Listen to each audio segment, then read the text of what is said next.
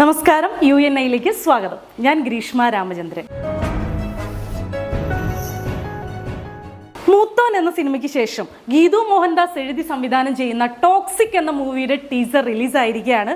എന്താണ് ഇതിന് ഇത്ര പ്രത്യേകത എന്ന് ചോദിക്കേണ്ട ആവശ്യമില്ല. കാരണം നമ്മുടെ KGF ഫെയിം യഷ് നായകനായി വരുന്ന ചിത്രമാണ് എന്നുള്ളതാണ് ഇതിൻ്റെ ഏറ്റവും വലിയ പ്രത്യേകത. KGF 2-ന്റെ ഒരു വേൾഡ് വൈഡ് റിലീസിന് ശേഷം അല്ലെങ്കിൽ ഒരു വേൾഡ് വൈഡ് ഇമ്പാക്റ്റിന് ശേഷം 3 വർഷത്തിനിപ്പുറമാണ് യഷിൻ്റെ ഒരു സിനിമ നമ്മളിലേക്ക് എത്തുന്നത്. KGF നമ്മളിൽ ഉണ്ടാക്കിയ ഒരു ഇമ്പാക്റ്റ് എന്ന് പറയുന്നത്, അല്ലെങ്കിൽ റോക്കി ബായ് നമ്മുടെ കുട്ടികളിൽ ഉണ്ടാക്കിയ ഒരു ഇമ്പാക്റ്റ് എന്ന് പറയുന്നത് നമുക്ക് പറഞ്ഞറിയിക്കാവുന്നതിലും അപ്പുറത്തേക്കാണ്. അതുകൊണ്ട് തന്നെ 3 വർഷത്തിനിപ്പുറം യഷ് എന്ന നായകൻ്റെ എൻട്രി അത് എങ്ങനെയായിരിക്കും എന്നുള്ളത്, ആ ഒരു ലുക്ക്, ഫ്രെയിം എല്ലാം നമ്മൾ കൗതുകത്തോടെ കാത്തിരിക്കുകയാണ്. ഇതേ സമയം പ്രഭാസ് എന്ന നായകൻ നമ്മുടെ ബാഹുബലിക്ക് ശേഷം തുടരെ ചെയ്ത ചിത്രങ്ങളെല്ലാം തന്നെ അമ്പെ പരാജയങ്ങളായിരുന്നു അല്ലേ. അതായത് നമ്മുടെ ആദിപുരുഷൻ, സഹോ, രാധേശ്യാം തുടങ്ങി വൻ ഹൈപ്പിൽ വന്ന സിനിമകളെല്ലാം തന്നെ അമ്പെ ഫ്ലോപ്പായി എന്നുള്ളതാണ് സത്യം.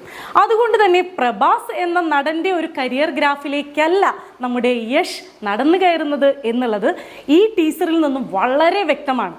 എന്നാൽ നമ്മുടെ എല്ലാം ആകാംക്ഷകൾക്കിപ്പുറം, അതായത് എങ്ങനെയായിരിക്കും ഈ ഒരു ക്യാരക്ടർ ഗീതു മോഹൻദാസ് അവതരിപ്പിക്കുന്നത്, സമാന്തര സിനിമകളിലൂടെ കടന്നു വന്നിരുന്ന ഗീതു മോഹൻദാസ് യഷ് എന്ന നായകനെ എങ്ങനെ പ്രയോജനപ്പെടുത്തും എന്നുള്ള നമ്മുടെ ആകാംക്ഷയ്ക്കും ചോദ്യങ്ങൾക്കും ദാ കാണ് എന്ന ഒരു ഉത്തരവുമായുള്ള ഒരു ടീസറാണ് നമ്മുടെ മുന്നിലേക്ക് എത്തിയിരിക്കുന്നത്. അതായത് യഷിൻ്റെ 39th ബർത്ത്ഡേ പീക്കായിട്ടാണ് ഈ ഒരു ടീസർ വന്നിരിക്കുന്നത്. ഒരു മാസ് സ്റ്റൈലിഷ് കാസിനോ എൻട്രിയാണ്.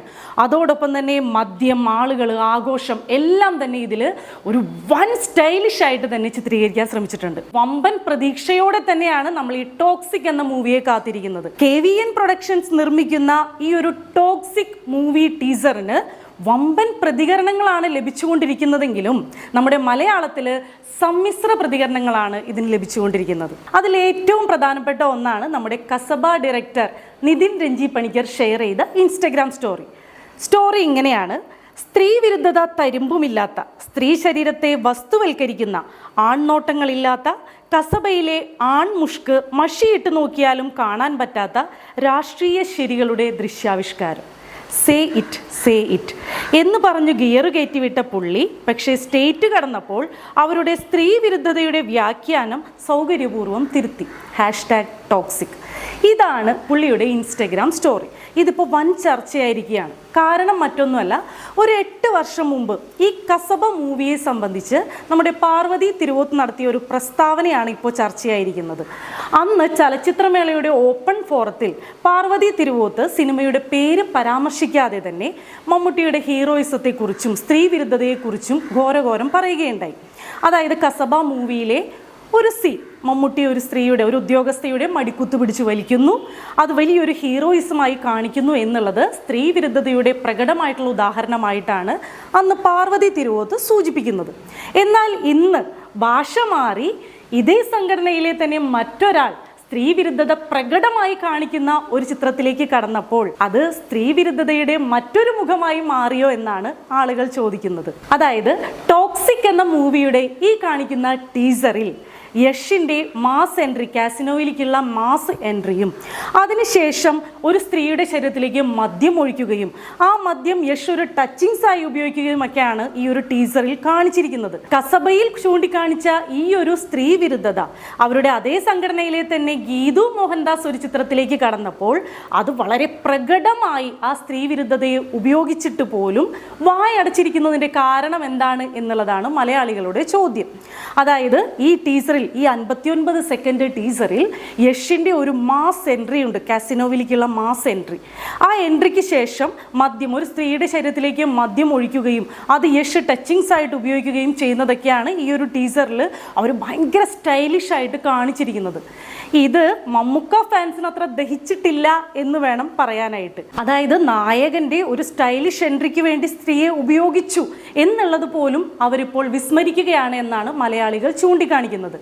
എന്നാൽ നായകൻ്റെ ഒരു ടോക്സിക് സ്വഭാവം എടുത്ത് കാണിക്കാനായി സ്ത്രീയെ ഉപയോഗിച്ചു എന്നുള്ളതാവാം അവരുടെ ഭാഗത്തു നിന്നുള്ള ന്യായം എന്നുള്ളതും കമന്റ് ബോക്സിൽ വരുന്നുണ്ട്. കസബ സിനിമയിലെ ഒരു രംഗത്തെയും അതുപോലെ തന്നെ ലൂസിഫർ എന്ന സിനിമയിലെ ഒരു ഐറ്റം ഡാൻസിനെയും വിമർശിച്ച ഈ ചേച്ചിമാർക്ക് ഇത് എന്ത് പറ്റി എന്നുള്ളതാണ് മലയാളികളുടെ സംശയം. ഭാഷ മാറുമ്പോൾ ആശയം മാറാം എന്നുള്ളതാണോ, അതോ അവസരത്തിനൊത്ത് ആശയം മാറ്റാം എന്നുള്ളതാണോ, അതോ സ്വന്തം സിനിമ വരുമ്പോൾ അത് മാർക്കറ്റിംഗ് തന്ത്രം ഏതും ഉപയോഗിക്കാം എന്നുള്ളതാണോ ഇവരുടെ കാഴ്ചപ്പാട് എന്നാണ് ഇപ്പോൾ സോഷ്യൽ മീഡിയയിലെ പ്രതികരണങ്ങൾ.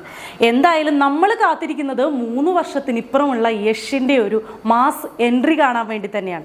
അതുകൊണ്ട് അപ്ഡേറ്റുകൾ ഓരോന്നും നമ്മൾ വളരെയധികം കൗതുകത്തോടെ തന്നെയാണ് നമ്മൾ കാത്തിരിക്കുന്നത്. ഇതിനിടയിൽ യഷിൻ്റെ പുതിയ മൂവി അനൗൺസ് ചെയ്തിരിക്കുകയാണ്. നമ്മുടെ സായ് പല്ലവി, രൺബീർ കപൂർ ഒക്കെ ഉള്ള യഷ് രാവണനായിട്ട് വരുന്ന പുതിയ മൂവി അനൗൺസ് ചെയ്തിരിക്കുകയാണ്. ഗുഡ്വിൽ എന്റർടൈൻമെന്റ്സിന്റെ ബാനറിൽ കസബ നിർമ്മിച്ച ജോബി ജോർജ് ഒരു പോസ്റ്റ് ഷെയർ ചെയ്യുകയുണ്ടായി. അതായത് കസബയിലെ മമ്മൂട്ടി ചിത്രത്തിനോടൊപ്പം അന്നും ഇന്നും എന്നും രാജവാഡ രാജൻ സക്കറിയ ഒരു വരവ് കൂടി വരേണ്ടി വരും എന്ന ക്യാപ്ഷനോടെയാണ് പോസ്റ്റ് പങ്കുവച്ചിരിക്കുന്നത്. ഇതേ തുടർന്ന് കസബ 2ന്റെ ചർച്ചകളും സജീവമായിക്കൊണ്ടിരിക്കുകയാണ്. എന്തായാലും കസബ മൂവിയുടെ ആ ഒരു വലിയ പരാമർശത്തിന് ശേഷം നമ്മുടെ പാർവതി തിരുവോത്തിന് വളരെയധികം ഒരു മമ്മൂട്ടി ഫാൻസിന്റെ സോഷ്യൽ മീഡിയ ബുള്ളിംഗ് ആണ് ഏറ്റുവാങ്ങേണ്ടി വന്നിരിക്കുന്നത്. പക്ഷെ മലയാളികളെ സംബന്ധിച്ച് വ്യക്തിപരമായ ആശയങ്ങൾ എന്ത് തന്നെയായാലും സിനിമ നല്ലതാണെങ്കിൽ അത് ഏറ്റെടുത്തിരിക്കും. പുരുഷന്മാരുടെ ഒരു ടോക്സിക് ക്യാരക്ടർ അല്ലെങ്കിൽ ടോക്സിസിറ്റിയുടെ ഒരു പീക്ക് ലെവൽ പ്രകടമാക്കുന്ന ഒരു ചിത്രമാണിതെന്നാണ് സൂചന ലഭിക്കുന്നത്. അതിനുവേണ്ടി കഥയ്ക്ക് അനുയോജ്യമായി സ്വാഭാവികമായിട്ടും സ്ത്രീകളെ ഉപയോഗിക്കേണ്ടി വന്നു എന്ന് മാത്രം. A fairy tale four grown ups എന്നാണ് ഇതിൻ്റെ ടാഗ് ലൈൻ.